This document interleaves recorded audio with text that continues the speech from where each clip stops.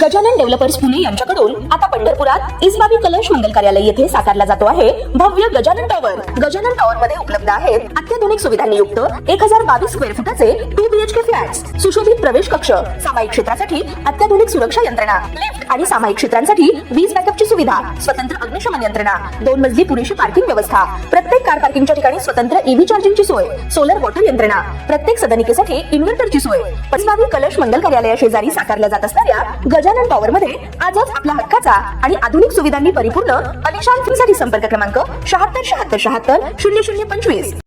ताज्या घडामोडी पाहण्यासाठी आमच्या YouTube चॅनलवरील PVR म्हणजेच पंढरी वार्ता या न्यूजला सबस्क्राइब करा आणि शेजारील बेल आयकॉनवर क्लिक करा। राज्याचे मुख्यमंत्री देवेंद्र फडणवीस हे आज सोलापूर आणि बार्शी दौऱ्यावर आहेत। बार्शी येथे माध्यमांशी बोलताना त्यांनी बार्शीचे माजी आमदार राजेंद्र राऊत यांचा राजकीय भविष्यकाळ मोठा असल्याचं सांगितलंय। तर विधान परिषदेसाठी सोलापूर जिल्ह्यातून कुणाला संधी मिळणार याबाबत माध्यमांनी विचारणा केली असता पहा काय म्हणाले मुख्यमंत्री देवेंद्र फडणवीस। आपल्याकडून राजभवन नाही कोणत्या मोठ्या प्रकारचं बक्षीस मिळेल याबाबत सातत्याने चर्चा होती।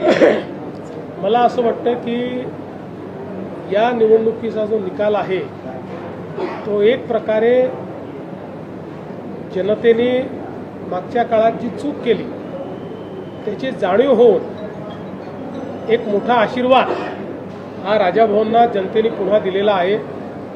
किंबहुना सातत्याने वर्षानुवर्ष जनतेची सेवा करणारे, जनतेकरता संघर्ष करणारे राजाभाऊ आहेत।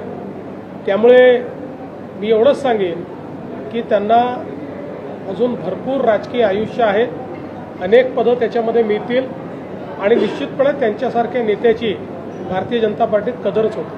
विधान परिषदेसाठी जे आहे राजाभाऊ यांचं नाव चर्चेत येतं, या चर्चेत काय शक्यता आहे?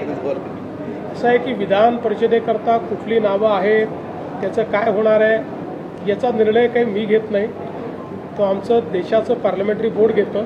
त्यामुळे तिथनं निर्णय जे काय होतील त्यानुसारच सगळे निर्णय होतील। पण एवढंच सांगतो की राजाभाऊ राऊत यांना भविष्य आहे। साहेब, कोल्हापुरात 15 पेक्षा अधिक